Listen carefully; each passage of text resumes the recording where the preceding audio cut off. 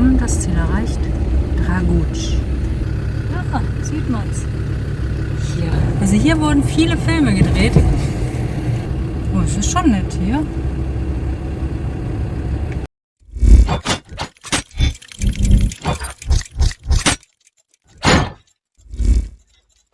Welche von beiden Straßen nehmen wir? Na, rechts. Ich hätte links genommen. Draguc liegt hier mitten im Nirgendwo, thront auf einem Hügel und hat ganze 75 Einwohner. Seit über 40 Jahren ist das Dorf eines der beliebtesten Drehorte hier in Kroatien mit nationalen und internationalen Filmen und wird das Hollywood Kroatiens genannt. Also ich glaube, diese Bezeichnung ist etwas übertrieben und wurde dem Ort nur gegeben, um die Touristen anzulocken. Dennoch ist das hier ein friedlicher Ort mit viel Charme und tollem Ausblick, bei dem man sich durchaus vorstellen kann, dass die Kulisse auch für Filme genutzt wurde.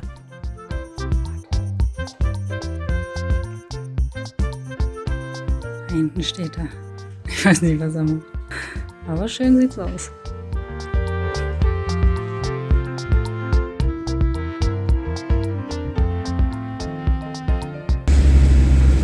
Tomaten, Salat, Schweine, so wie es riecht. Wir müssen eine Umleitung nach Fung fahren. Auch hier sind Esel.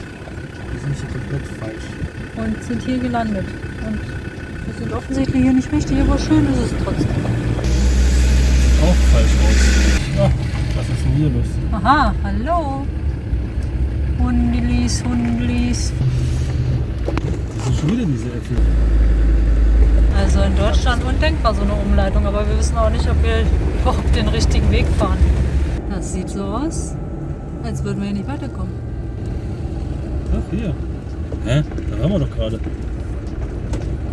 Wir sind einmal im Kreis gefahren. Nee, das ist eine andere Brücke. Da stand doch LKWs oben drauf, das wissen wir doch. Ab jetzt fahren wir keine Umleitung mehr, weil die Schilder hören dann auf. Und wir wissen immer nicht, wo es weitergeht. Heute Morgen haben wir das Auto gewaschen. Ja, war vergebens.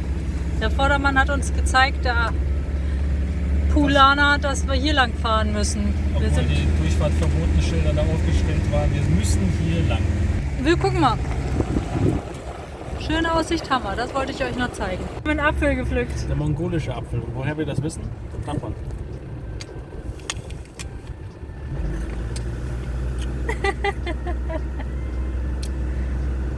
Also hier soll gleich wieder eine Sackgasse sein, dann sind wir den ganzen Weg vergebens gefahren und müssen wieder zurück.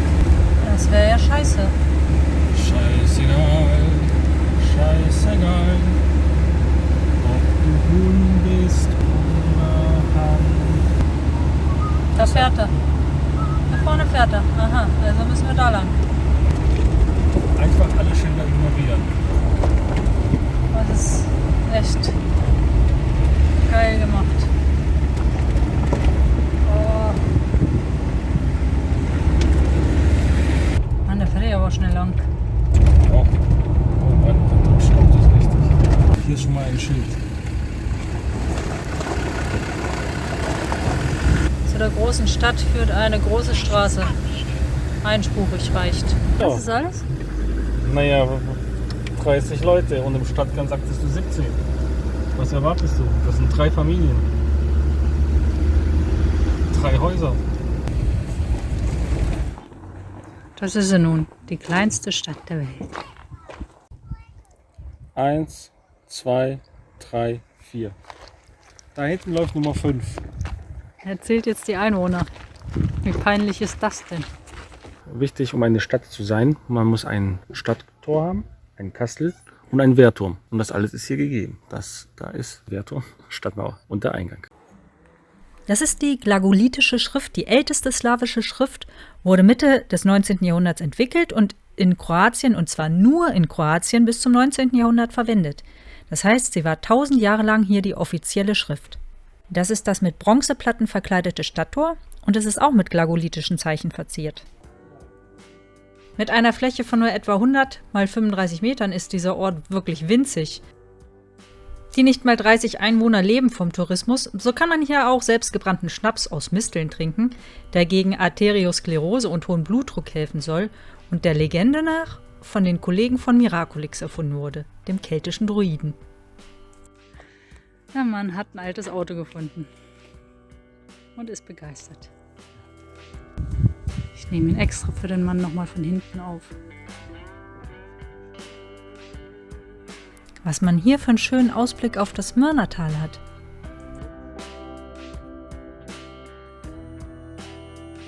Man zahlt mit Auto 10 Kuna Eintritt für die Stadt. Ach, du bist aber schön fleischig. So, nun waren wir auch mal in der kleinsten Stadt der Welt. Guten Morgen. Unser letzter Tag in Kroatien hat angefangen. Es ist jetzt kurz vor 7. Wir sind bei Novi Dorm und das war unser Schlafplatz. Zähneputzen in schöner Umgebung.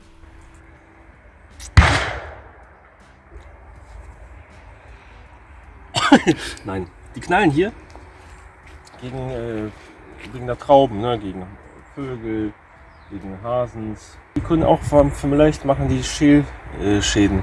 Habe ich auch schon gehört gehabt. In Deutschland machen sie es ja auch am Stamm. Kann sein, dass sie deswegen nicht schießen hier. So, anderes Problem. Ihr seht, die haben jetzt schon alles zugemacht gehabt, aber hier oben, diese Stelle, da tritt noch Wasser aus. Die heißt, die müssen wir jetzt noch mal ein paar Mal umwickeln. Weil er hat wieder seit gestern hat er sich ja sehr gequält gehabt, ein bisschen Wasser verloren gehabt. Das müssen wir mal ein bisschen nachjustieren. Und dann ist erstmal wieder gut. Wir haben es auch nicht mehr weit. Und dann werden die Schläuche definitiv ausgetauscht. Wir haben es nicht mehr weit. 1000 Kilometer. Ja, das ist doch nicht mehr weit. Wir haben jetzt 4000 Kilometer gefahren. Was sind da 1000 Kilometer? Ja, nichts. Ein bisschen Wasser, das ist nicht viel, was hier fehlt. So. So, das zu. Und dann nehmen wir unser super Band. Das selbstverschweißende. Und machen da mal 2 Lagen so über die Öffnung drüber und dann ist das auch geflickt wieder. Ja, die ist hier so rot. Auch wieder total anders. So unterschiedlich hier. Wir suchen gerade die... Grüne, ne? Kann sein. Die Kanone, wo die hier gegen die Tiere knallen. Das war das Ding, ne? Sah so aus.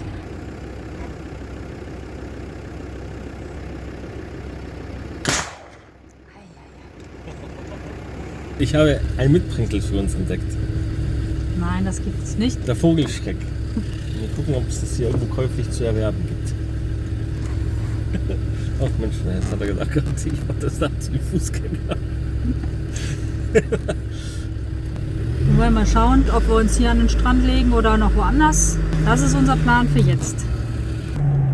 Dann wollten wir heute den letzten Tag da am Strand verbringen und entweder heute Abend oder morgen früh losfahren gegen Deutschland. Aber Maren hat festgestellt, wir haben noch einen Tag mehr Urlaub. Wir haben uns total vertan gehabt. Wir müssen gar nicht nach Hause. Maren hat noch einen Tag länger als gedacht. Das ist schön. Das ist ja mal eine schöne Überraschung, oder? So ein geschenkter Tag Urlaub noch dazu. Es ist wieder an der Zeit. Wasser auffüllen. Es gibt einen Snack zwischendurch. Kannst du das Messer nicht ablecken? Ne, die leckere Schipak-Marmelade. Hagebuttenmarmelade. Schmeckt's? Mhm. Heute sind wir in Umag. Wir waren am Strand, das war sehr schön. Da gab es sogar Duschen mit Süßwasser. Wie herrlich. Ja. Und Sandstrand. Wir konnten die Sonne schon sehr gut reinbohren in den Sand. Jetzt sind wir gerade auf der Suche nach einem Snack. Bevor wir wieder was unternehmen. So sieht das hier aus. Hier ist die alte Kirche. Und hier, das soll ich auch zeigen. Das war's. Umag wird oft als Eingangstor von Kroatien bezeichnet und liegt ganz im Norden von Istrien. Wir haben gerade eine total leckere Pizza gegessen, dementsprechend sind wir total vollgefuttert und jetzt auch müde. Deshalb wollen wir mal einen Mittagsschlaf machen und haben unser Bett hier im Schatten aufgebaut. Aber bevor wir das machen, kann man Thomas, glaube ich, da hinten sehen. Der geht jetzt gerade noch mal ins Meer sich abkühlen.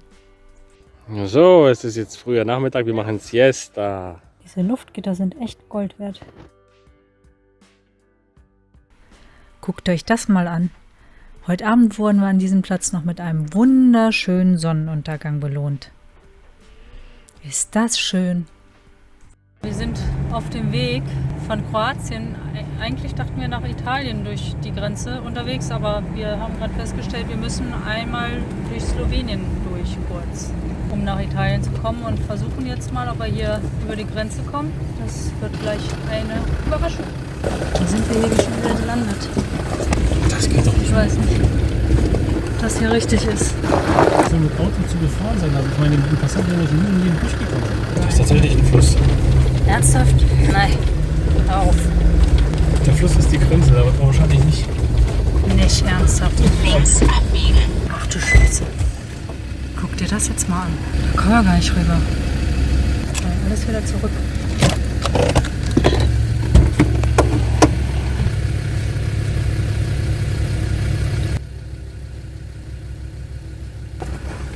Zurück. Da an dem Baum hängt eine Kamera, die sendet. So, das hatte nicht funktioniert mit dem Grenzübergang, deshalb müssen wir den... Das hätte funktioniert, da war auch tatsächlich eine Wasserdurchfahrt gewesen, aber wir haben es mit der Muffe gekriegt, dass wir nachher vielleicht doch Ärger kriegen, weil man da Kroatien nicht verlassen darf. Weder zu Fuß noch mit dem Auto. So stand da ein Schild. Deshalb fahren wir jetzt hier zurück. Diese Offroad-Strecke von vorhin geht es wieder genauso zurück, wie wir gekommen sind. Das ist echt so geil im Auto, oder? Untersetzung rein. Und dann brauchst du noch nicht mal Gas geben. Guck mal da, Fasane. Ah, so viele. Ja, weil das die Jungen sind und die Mutter, ne? Die Mutter ist jetzt links rein und das sind die Jungtiere. So ein neuer Zwischenstand. Thomas hat mit einer Einheimischen gesprochen und die hat uns einen Tipp gegeben, wo wir über die Grenze fahren können, wo es nicht so voll ist. Ja, sie hat uns gerade erzählt, dass die wohnte da, wo wir gerade runtergefahren waren, am letzten Haus und war gerade unterwegs, ihre Kinder abzuholen von der Schule. Und sagte, dass die Grenze da unten eine illegale Grenze ist und da sollte man besser nicht drüber fahren. Ich habe gesagt, dass wir da im Wasser schon waren, an diesem Fluss, wo ich hätte durchfahren können und nur, dass da Kameras waren. Und sie sagte, ja, das ist eine illegale Grenze, weil da haben sie Probleme mit illegalen Einwanderern und da besser nicht drüber fahren. Das erklärt auch die Kamera. Und dann sagte sie, aber wenn wir hier weiterfahren, das ist nicht so weit weg, da ist ein Grenzübergang, da sind nicht so viele Autos. Gleich müsste die Grenze kommen. Italien. Schwupp. So schnell kann es gehen. Wir haben hier in Triest wieder erfrischende 33 Grad. Die größte Steinbogenbrücke der Welt. Unser Plan ist es, heute hier zu schlafen, direkt am Fluss. Heute wird es geben Nudeln mit Tomatensauce und Parmesankäse. Genau. Und ich erst. Nach dem Essen geht's ins Bett. Neuer Tag, neue Entdeckungstour. So leer, so einsam hier. Ein traumhafter Ort. Und hier auf dem Parkplatz kann man sogar für wenig Geld übernachten. Hallo, wir sind in Italien am Lago. Den Namen habe ich vergessen, aber guck mal, was hier liegt. Was hier verlegt ist. Luftlandefläche. Wer braucht noch? Wer hat noch nicht? Wir sind hier unterwegs in dem Wald an dem See, weil wir hier nach Pilzen suchen. Dann gibt es nämlich heute lecker Pilzenpfanne. Na, und so suchen wir, also wir haben schon ein paar gesehen, es ist nicht ganz so trocken. Das geht eigentlich ganz gut. Ja, aber das sind keine Essbahnen gewesen bis jetzt. Wir gucken. Alter, guck mal da. Was ist das denn? Was haben wir denn da entdeckt? Was ist das denn? Ein Bunkerfels? Was ist das? Das sieht aus wie eine kleine alte Bunkeranlage.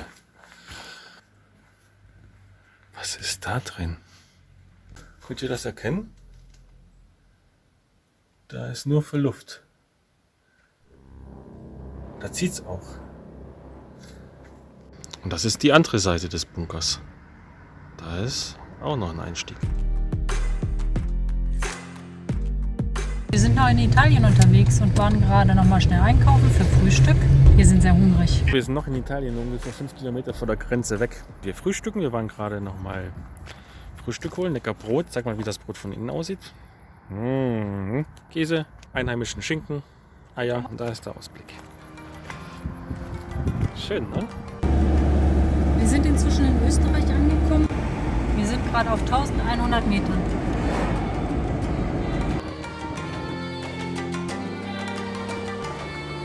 Und wir hatten uns gerade nochmal informiert, wenn man durch Österreich nur Bundesstraßen fährt, also anders, wenn man keine Autobahn, keine Schnellstraßen fährt, dann muss man auch keine Vignette holen. Wir haben nicht vor, wir haben jetzt 4.300 Kilometer fast gefahren, irgendwo auf eine Autobahn zu fahren, wenn es nicht notwendig ist. Wir wollen ja ein bisschen was vom Land immer sehen und langsam und entschleunigt fahren. Guck mal da den Turm. Entschleunigen und deswegen. Zumal die Strecke über die Autobahn auch nicht viel kürzer war. Nee, kürzer nicht. Sie wird wahrscheinlich spritsparender sein, weil hier fahren wir mal rauf und runter und die Autobahn wird vermutlich mit Brücken die Schluchten überbrückt sein. Naja, schneller vielleicht auch, aber man sieht nicht so schön viel. Die von der Autobahn sehen das natürlich nicht, was wir hier sehen. Ne? Nee. Ja, dafür geben sie noch Geld aus. Die sehen nix. Wir sehen jetzt die schöne Brücke, aber die sehen nix. Die sehen gar nichts, dass da unten sogar der Fluss fließt. Da. Wir sehen's. Die sehen's nicht. nicht. Und wer sieht's? Wir. Und die nicht. Bezahlt. Wir nicht. Das ist die A10. Ja, da ist sie wieder. Die bezahlen fürs Nichtsehen.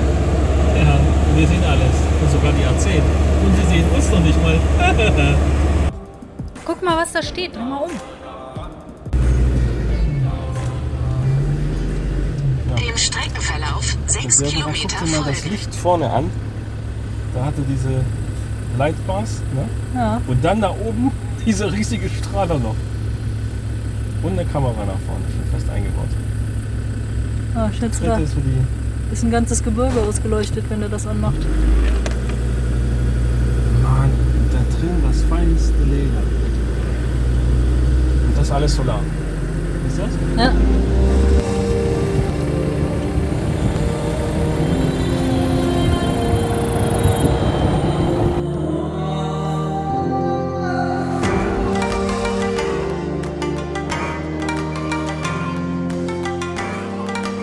Wie klein wir aussehen neben dem Brummer.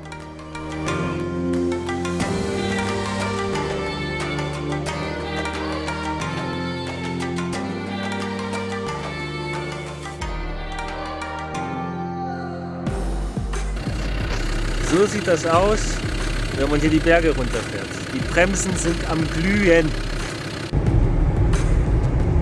Wir haben soeben voller Freude und Überraschungsentsetzen festgestellt, dass wir heute nicht weit gekommen sind. Wir sind heute so gegen 9:30 losgefahren, da an diesem See, und haben bis jetzt ungefähr 180 Kilometer geschafft. Noch nicht mal, das stimmt ja gar nicht, weil von dem See, der war von der Tankstelle, war ja noch 30 Kilometer ab, 150 Kilometer. Und es ist jetzt 16:30 Uhr. Das, meine Lieben, ist entschleunigt. Ja, es ist sehr verwunderlich, weil wir hatten gefrühstückt. Ich kriege schon so langsam wieder Hunger und denke, Mann, dieses Österreich, das waren keine 200 Kilometer Fahrt. Was ist hier los? Wieso sind wir immer noch in Österreich? Maren hat das nochmal nachgeguckt, nachrecherchiert. Wir fahren richtig. Hat nochmal Tacho abgestimmt mit Google Maps. Das ist alles korrekt. 150 Kilometer sind 150 Kilometer. Und 5,5 bis 6 Stunden sind eben 5,5 bis 6 Stunden. Aber wir haben das Ganze ja noch langsamer gekonnt, weil wir haben ja in Kroatien, wenn ihr euch erinnert, Stimmt, Für- im Biokovo-Park. 27 Kilometer, glaube ich, 4 Stunden gebraucht. Also wir haben uns schon gesteigert. Aber viel schneller sind wir auch nicht. Da Manchmal sehen wir was. Haben wir immer eine Schlange Autos hinter uns. Warum nur? Weiß nicht. Also jetzt momentan schiebt uns die ganze Zeit schon LKW an. Vielleicht, Guck mal. weil du nur 40 fährst? Nein, es sind 58. Und ich meine es ja auch nur, weil es sonst wegen Lärmschutz und so. 48 höchstens und nicht 58. Ja. Jetzt überholt uns ein LKW, glaube ich, gleich.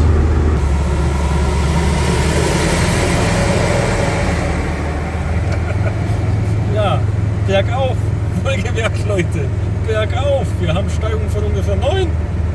Also am Anfang war es mir noch peinlich, aber das ist ungefähr der 100. LKW, der uns überholt oder keine Ahnung wie viel. Gucken wir auch nicht mehr. Nee. Das hat sich rumgesprochen, dass wir jetzt gerade durch Europa unterwegs sind. Das sieht aus wie eine nackte Frau, die auf dem Rücken liegt, rechts. Nicht das Kuhtreiben, sondern das Gänsetreiben geht ja ab. Viehabtrieb auf andere Art.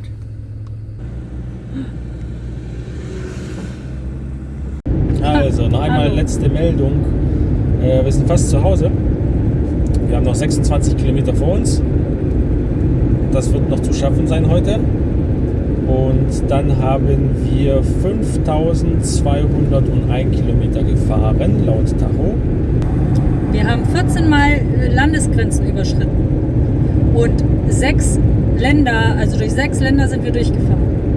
Nämlich Durch ganz Deutschland, Österreich, Slowenien, Bosnien-Herzegowina, Kroatien. Italien. Und das waren 6 Stück. Viel gesehen. Wir haben jetzt gerade nochmal ein paar Videos geguckt. Es gab etliche Sachen, die ich schon vergessen habe. Etliche Stopps, die den ganzen Tag gedauert haben. Habe ich völlig vergessen. Sind im Hinterhalt geraten. Ein Hinterhalt. Gar nicht mehr dran gedacht. Ja, im Hinterhalt. So, also in dem Sinne. Bis zum nächsten Mal. Und The Globe is calling us. Wir haben so viel Tolles gesehen und erlebt, unzählige Fotos gemacht, was auch gut ist, weil wir überwältigt von den vielen neuen, schönen Eindrücken so schnell vergessen haben, was wir wirklich alles erlebt haben. Aber ein Blick auf die Bilder holt uns die Erinnerung und die Freude daran zurück. Das Land ist so wunderschön und hat wirklich viele Facetten. Mach's gut, Kroatien. Bis bald mal wieder.